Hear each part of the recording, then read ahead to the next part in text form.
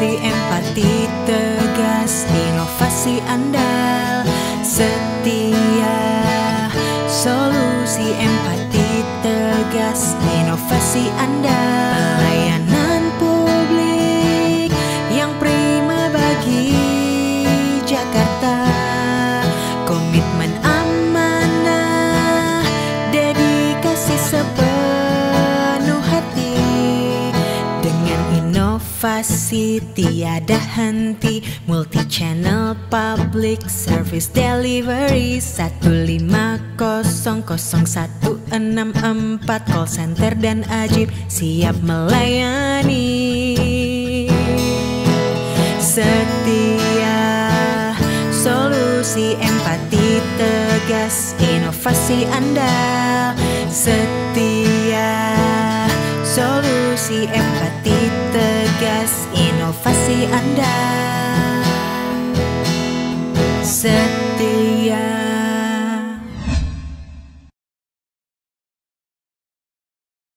Pojok Pintar Manajemen kali ini dalam wadah gelar diskusi mengangkat tema tantangan penerapan etika di institusi pelayanan publik.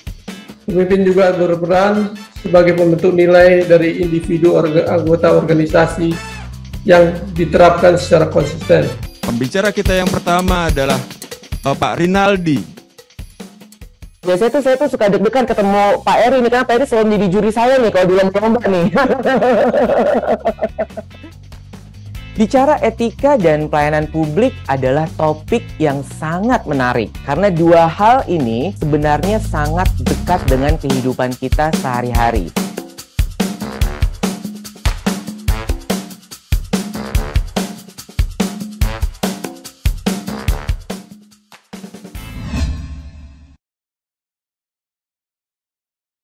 Solusi empati tegas inovasi andal. Solusi empati tegas inovasi andal. Solusi empati tegas inovasi andal. Solusi empati tegas inovasi andal. Solusi empati tegas inovasi andal.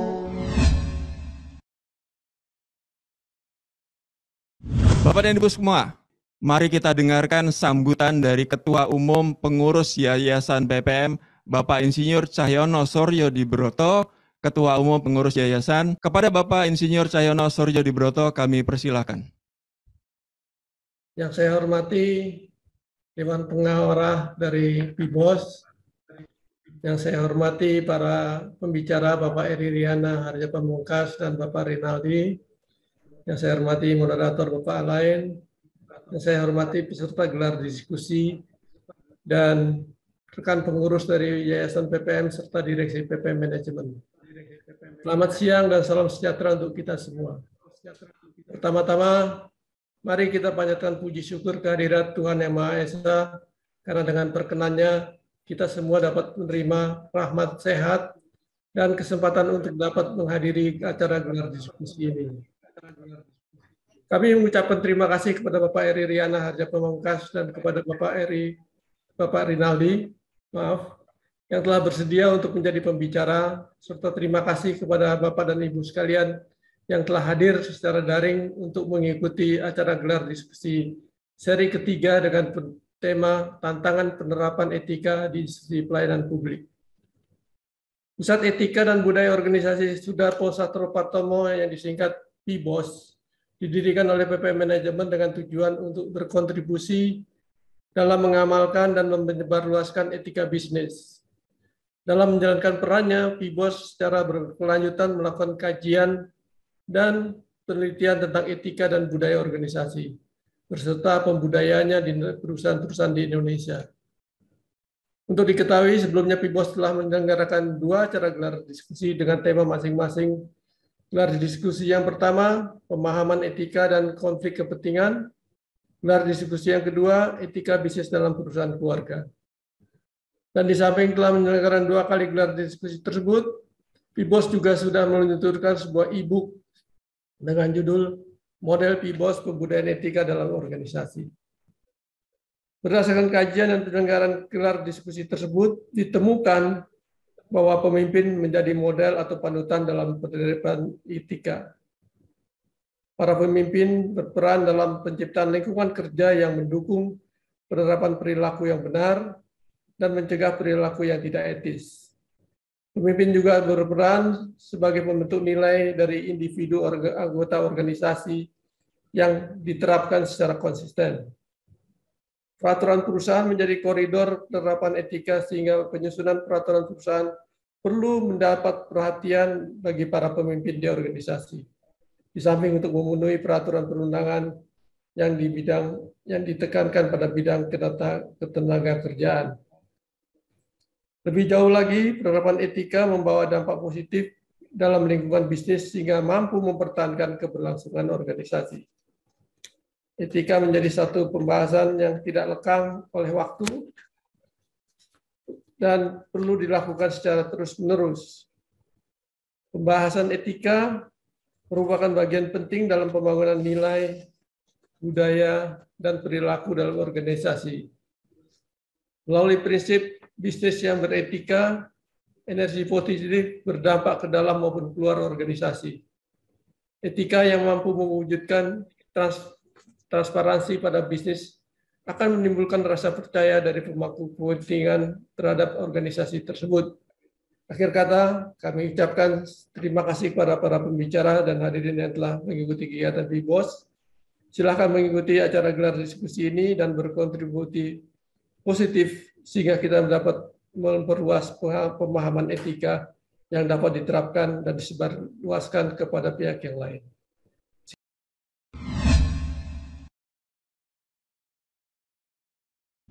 Bincang-bincang kali ini mengambil tema tantangan penerapan etika di institusi pelayanan publik. Dan sudah ada bersama kita dua pembicara. Pembicara kita yang pertama adalah Bapak Rinaldi.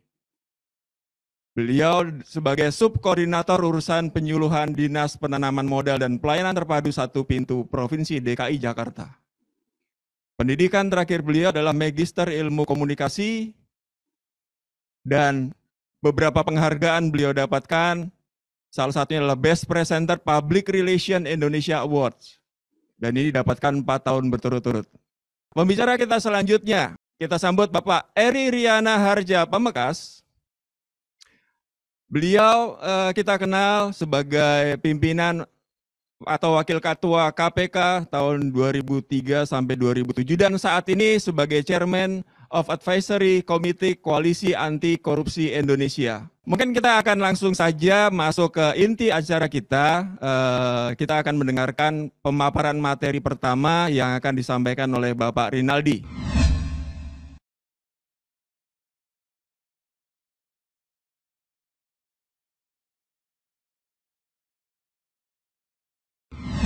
Baik Bapak Ibu yang kami hormati, Dinas Penanaman Modal dan Pelayanan Terpadu Satu Pintu atau DPM PTSP Provinsi DKI Jakarta merupakan perangkat daerah yang memiliki tugas melaksanakan urusan pemerintahan bidang penanaman modal dan pelayanan perizinan atau non-perizinan di wilayah DKI Jakarta.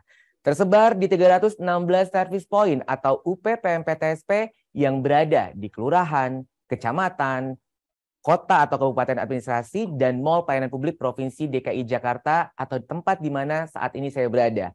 Kami berkomitmen untuk memberikan pelayanan terbaik, pelayanan publik yang prima kepada masyarakat secara transparan, efektif, efisien, inklusif, adil, dan berkesinambungan. Etika dan pelayanan publik. Bicara etika dan pelayanan publik adalah topik yang sangat menarik. Untuk itu hari ini saya juga sangat bersemangat nih bertemu dengan Bapak Ibu semua dan sebagainya. Karena dua hal ini, etika dan pelayanan publik ini sebenarnya sangat dekat dengan kehidupan kita sehari-hari. Karena siapapun kita pasti pernah mengakses pelayanan publik dan bahkan beberapa dari kita ini memiliki kenangan atau pengalaman tersendiri. Ada yang merasa sangat puas, tidak puas, atau bahkan sangat tidak puas atas penyelenggaraan pelayanan publik yang diterima. Berbagai pengalaman tersebut utamanya sangat ditentukan dengan bagaimana etika penyelenggara pelayanan publik yang diterapkan oleh pemberi layanan. Untuk itu, etika dan pelayanan publik merupakan hal yang tak bisa dipisahkan dan sangat mempengaruhi output layanan. Bapak Ibu, sebagai salah satu penyelenggara pelayanan publik, seluruh pegawai di lingkungan DPM-PTSP Provinsi DKI Jakarta terikat pada aturan etika penyelenggara pelayanan publik yang telah diatur dalam Undang-Undang Nomor 25 Tahun 2009 tentang pelayanan publik, khususnya pada pasal 34, di mana pelaksana dalam penyelenggarakan pelayanan publik ini harus berperilaku adil dan tidak diskriminatif, cermat, santun dan ramah, tegas, andal dan tidak memberikan putusan yang berlarut-larut, profesional, tidak mempersulit, patuh pada perintah atasan yang sah dan wajar, menjunjung tinggi nilai-nilai akuntabilitas dan integritas institusi penyelenggara, tidak membocorkan informasi atau dokumen yang wajib dirahasiakan sesuai dengan peraturan perundang-undangan, terbuka dan mengambil langkah yang tepat untuk menghindari benturan kepentingan, tidak menyalahgunakan sarana dan prasarana serta fasilitas pelayanan publik, tidak memberikan informasi yang salah atau menyesatkan dalam menanggapi permintaan informasi, serta proaktif dalam memenuhi kepentingan publik, tidak menyalahgunakan informasi jabatan dan atau kewenangan yang dimiliki sesuai dengan kepantasan dan tidak menyimpang dari prosedur. Seperti tema kita pada hari ini, tentunya terdapat beberapa tantangan yang muncul ketika penegakan etika hendak dilakukan. Tantangan itu diantaranya konflik kepentingan, kurangnya sumber daya, budaya organisasi yang tidak mendukung, kompleksitas peraturan dan birokrasi, ketidakpastian dan perubahan lingkungan, perbedaan nilai individu dan nilai organisasi, persepsi negatif masyarakat terhadap pelayanan publik. Ini adalah tantangan yang juga relevan dalam pelayanan publik. Stigma birokrasi yang terkesan rumit dan berbelit membuat tingkat kepercayaan masyarakat terhadap penyelenggara pelayanan publik rendah. DPM-PTSP Provinsi DKI Jakarta melakukan berbagai upaya untuk menaklukkan tantangan-tantangan tersebut. Salah satunya, kami berangkat dari apa yang dikatakan oleh pakar dalam pelayanan publik, yakni Lewis dan Catron, yang menekankan bahwa pelayanan publik adalah tentang kepercayaan publik. Berdasarkan konsep tersebut, maka penerapan etika yang dilakukan di DPM-PTSP Provinsi DKI Jakarta juga dilekatkan dengan kepercayaan publik. Dalam hal ini salah satunya melalui pendekatan komunikasi. Berikutnya, reputasi dan kepercayaan publik. Pertama-tama, kami memahami bahwa kepercayaan publik adalah hal yang perlu untuk diusahakan dan dikelola. Kepercayaan publik bukanlah sesuatu yang bisa didapatkan begitu saja. Bila penyelenggara pelayanan publik mendapatkan kepercayaan dari masyarakat, maka akan mendapatkan reputasi yang baik, di mana reputasi merupakan aset organisasi, perwujudan dari nama baik organisasi.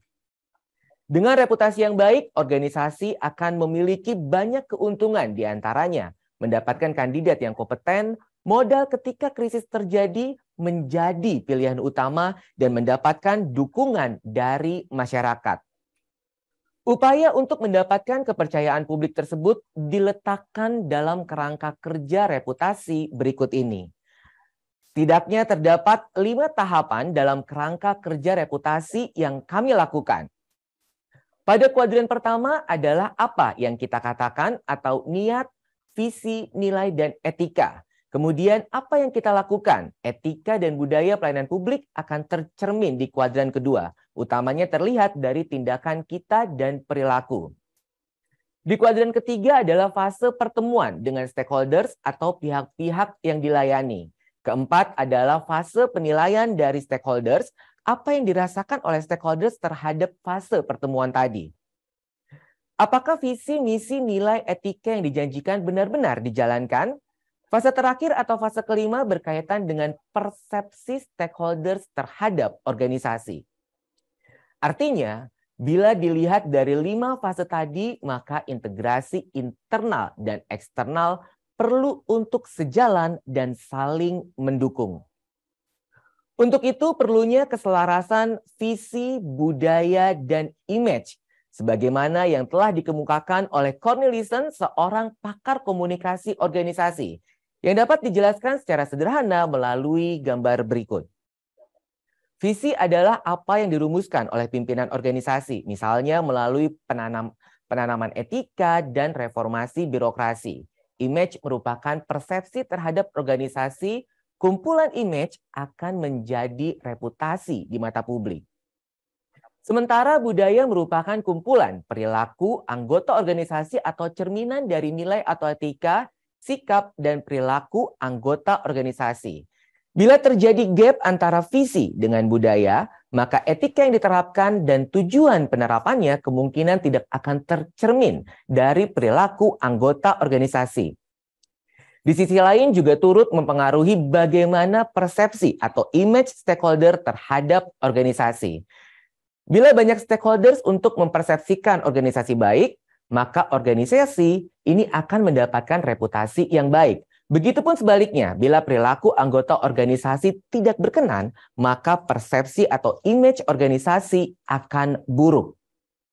Oleh karenanya, budaya organisasi, visi organisasi, dan pembentukan citra organisasi harus diselaraskan melalui sinergi antara komunikasi internal dan eksternal. Lalu bagaimana dengan strategi yang kami lakukan?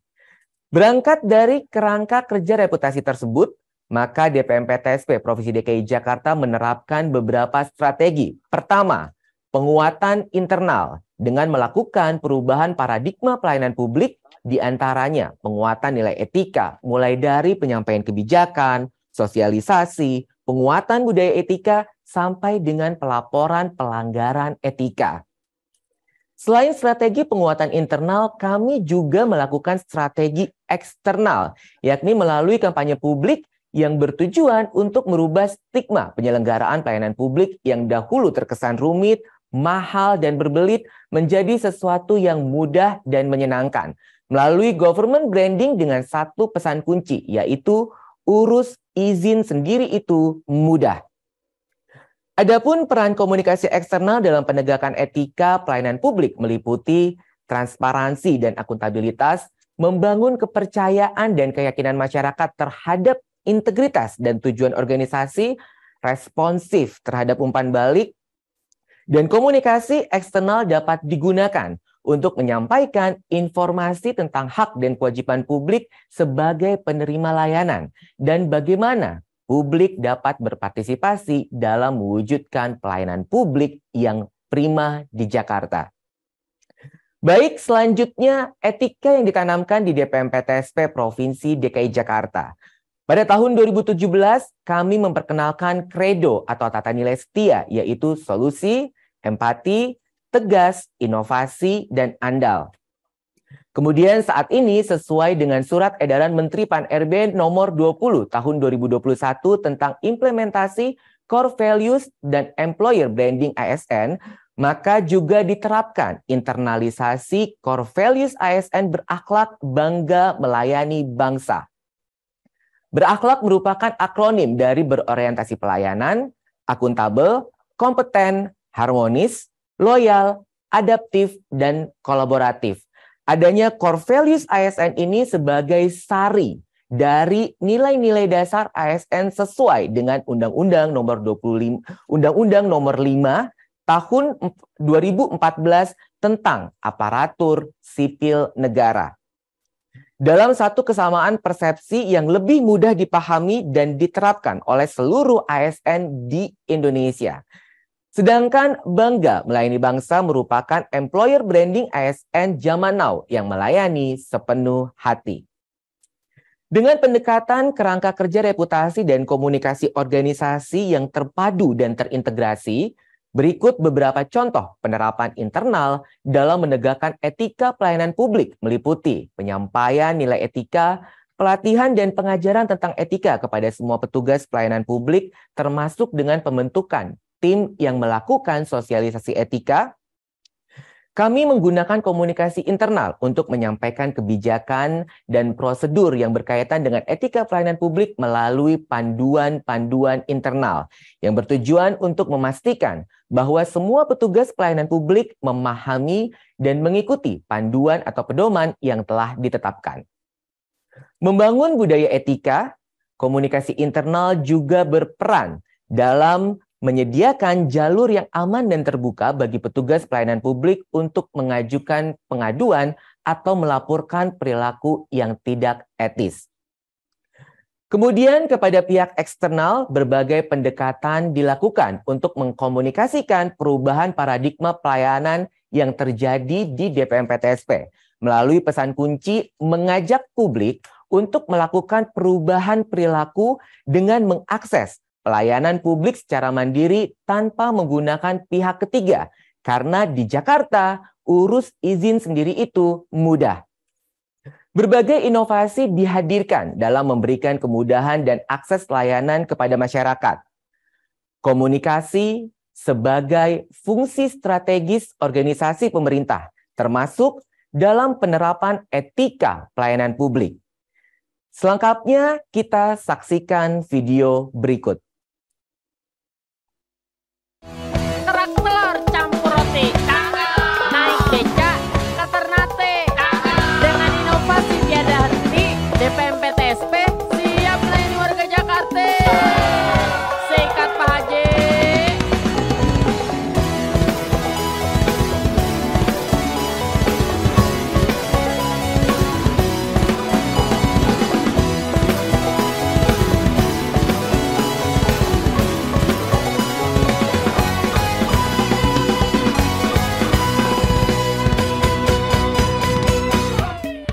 Karena anak saya itu benar-benar membantu kami, Mas. Stop.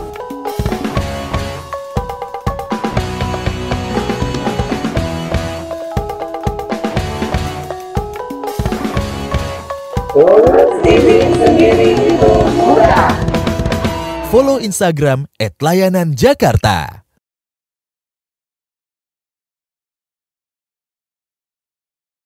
Naik kereta ke Surabaya. Senangnya hati menjemput cinta. Demikian paparan saya untuk silaturahmi follow @layananjakarta. Terima kasih. Wassalamualaikum warahmatullahi wabarakatuh.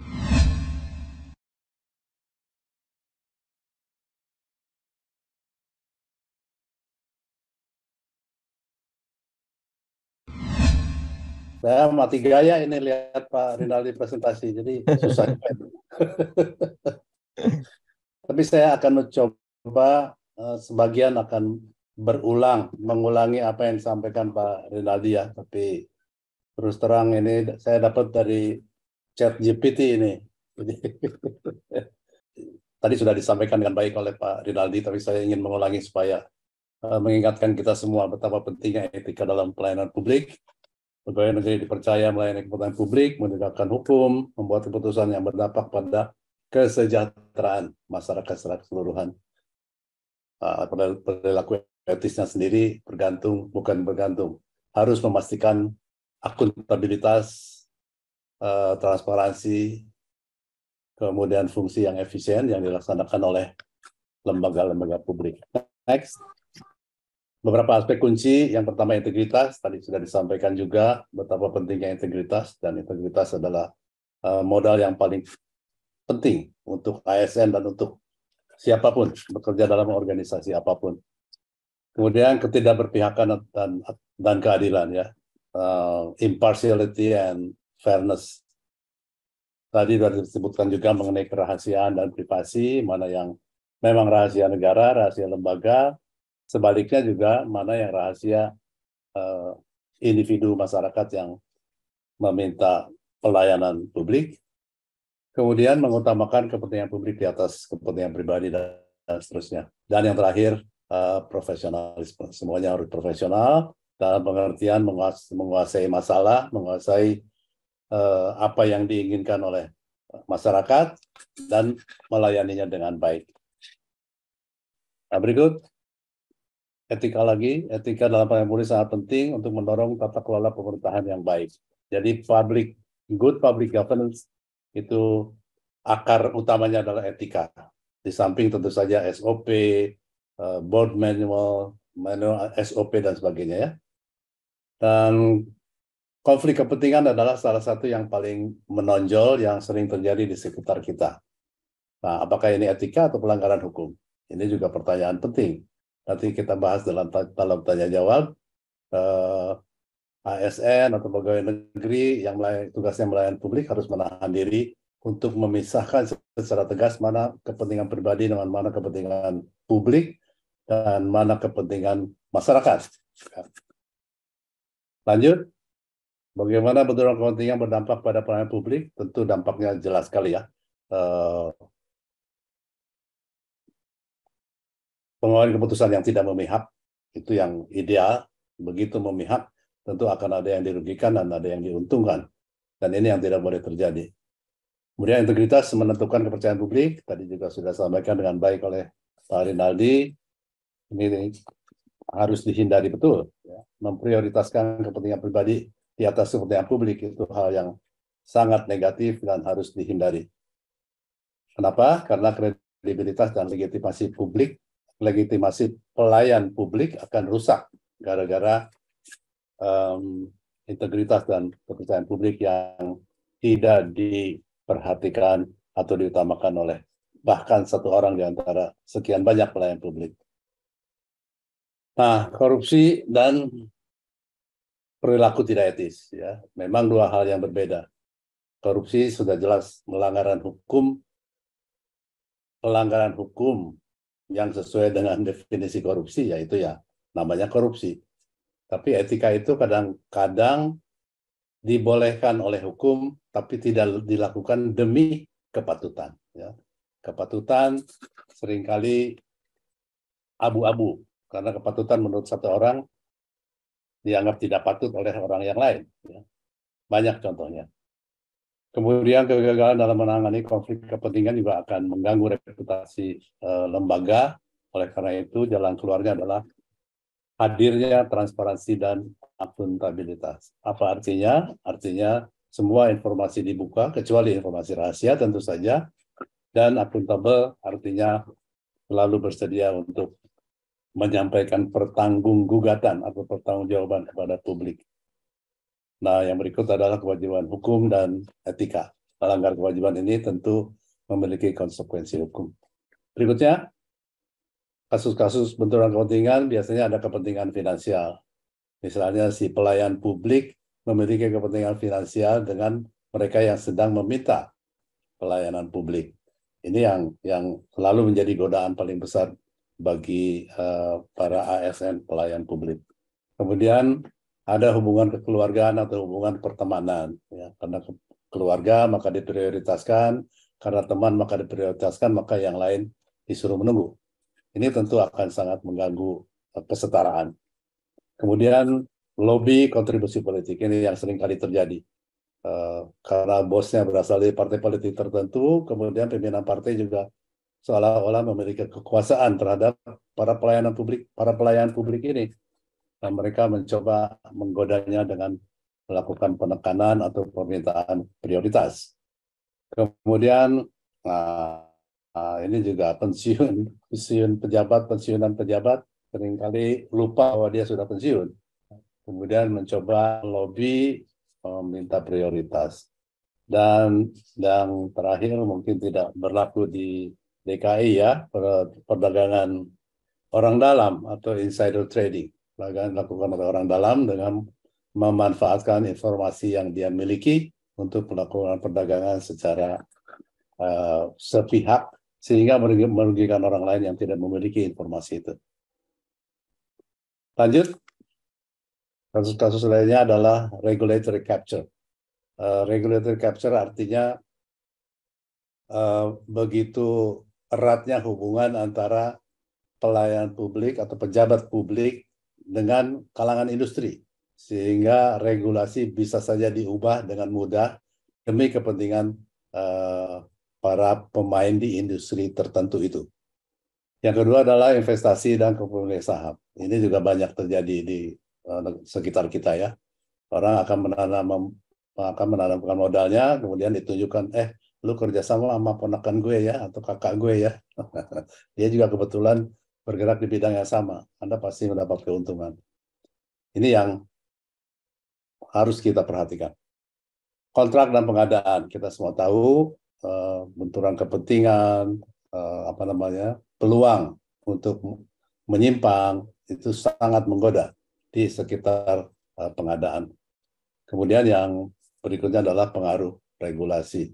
Pengaruh regulasi artinya pejabat pemerintah yang terlibat dalam proses pembuatan regulasi terpengaruh oleh mereka yang akan diakibatkan oleh adanya regulasi itu. Ini semua merupakan hal yang harus diperhatikan oleh kita semua, bukan saja mereka yang bekerja di lembaga yang melayani publik, tapi kita sendiri sebagai masyarakat yang meminta pelayanan publik kepada mereka juga harus memahami apa hak dan kewajibannya.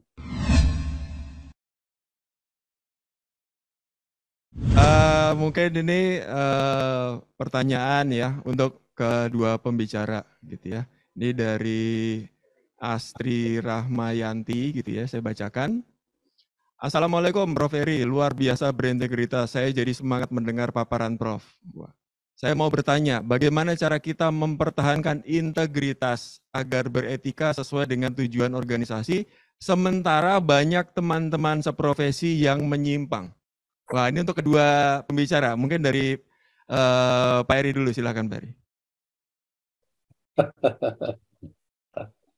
Kita kan tidak bermimpi untuk menjadi orang yang sempurna ya.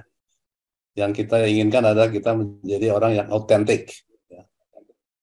Autentik itu dalam pengertian tidak apa-apa beda dengan orang lain. Orang lain melakukan itu, kalau kita bisa mencegah mereka, memberitahu mereka, ya bagus. Kalau tidak bisa, ya tidak apa-apa. Tapi kita tetap bertahan untuk tidak melakukan seperti yang mereka lakukan.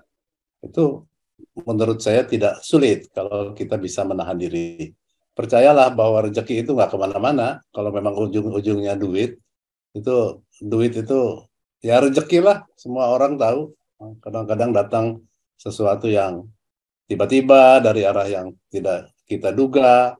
Ada aja itu ya. Itu yang pertama. Yang kedua, tidak pernah ada orang yang mencatat dengan baik prestasi orang lain. Tapi yang dicatat oleh orang itu adalah orang ini seperti apa. Punya integritas apa tidak. Dia beretika atau tidak. Pengalaman saya dalam panitia seleksi berbagai jabatan, itu selalu pertanyaan saya yang pertama. Kalau dia jujur, itu pasti saya catat sebagai poin yang paling baik. Ya. Dan yang selalu kita tanyakan, apakah dalam psikotes atau dalam assessment apapun namanya, yang kita lihat pertama kali kan sebetulnya perilaku. Perilaku itu perilaku etika dan bagaimana dia melihat integritas, apakah sebagai prioritas atau tidak. Dan itu banyak caranya ya. Dan oleh karena itu bertahanlah. Kenapa? Karena dengan bertahan itu Anda punya modal yang akan diingat oleh orang lain. Dan orang lain akan tetap mengutamakan itu dimanapun. Gitu. Itu kan universal ya, nilai global, nilai universal yang berlaku di mana-mana. Yang nggak laku di sini, ya laku di tempat lain. Setuju sekali dengan Pak Eri. Memang menurut saya bahwa kita melakukan sesuatu itu bukan karena orang lain ya, untuk kita berintegritas, justru untuk diri kita sendiri. Karena memang tidak ada orang lain yang benar-benar bisa menilai kita. Karena kan endingnya penilaian itu semuanya yang menilai adalah Sang Maha Pencipta begitu ya. Jadi menurut saya ketika kita ingin berintegritas, ketika kita memang orang yang berintegritas, mau siapapun itu temannya, mau seperti apapun lingkungannya, tetap menurut saya integritas tetap nomor satu. Dan hal yang menarik dari suatu integritas adalah integritas bukan saja berbicara suatu hal yang baik dan lain sebagainya begitu, memang yang harus kita lakukan, tetapi juga integritas ini juga bisa meningkatkan reputasi diri kita. Nah, jadi menurut saya integritas dan etika ini sangat harus dilakukan oleh setiap individu. Tidak peduli siapa temannya atau tidak peduli bagaimana lingkungannya, karena balik lagi integritas dan etika yang kita terapkan ini akan balik lagi kepada reputasi diri kita, yang mendapatkan keuntungan terhadap itu semua juga adalah diri kita, yakni mendapatkan reputasi yang baik di mata publik, di mata masyarakat, dan juga di mata keluarga. Dan yang paling terpenting adalah mendapatkan reputasi yang baik di mata Sang Pencipta kita. Begitu.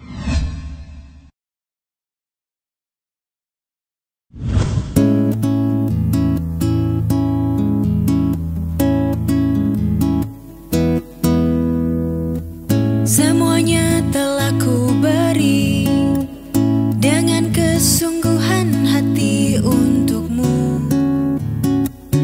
hanya untukmu. Tak perlu kau tanya lagi, siapa pemilik hati ini kau tahu, pasti dirimu. Tolong lihat aku dan jawab pertanyaanku. Mau dibawa kemana hubungan kita? Jika kau terus menunda-nunda dan tak pernah nyatakan cinta, mau dibawa kemana hubungan kita? Ku tak akan terus jalani tanpa ada ikatan pasti antara kau dan aku. Tak perlu kau tanya lagi, siapa pemilik hati ini kau tahu, pasti dirimu. Tolong lihat aku dan jawab pertanyaanku. Mau dibawa kemana hubungan kita?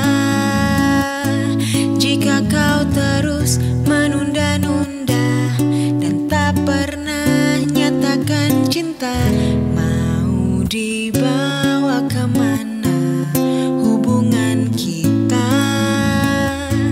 Ku tak akan terus jalani tanpa ada ikatan pasti antara kau dan aku.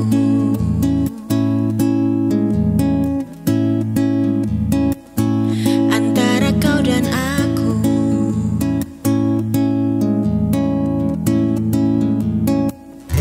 Antara kau dan aku.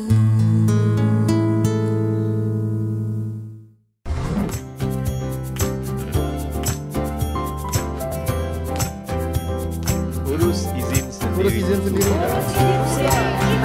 Urus izin sendiri itu mudah.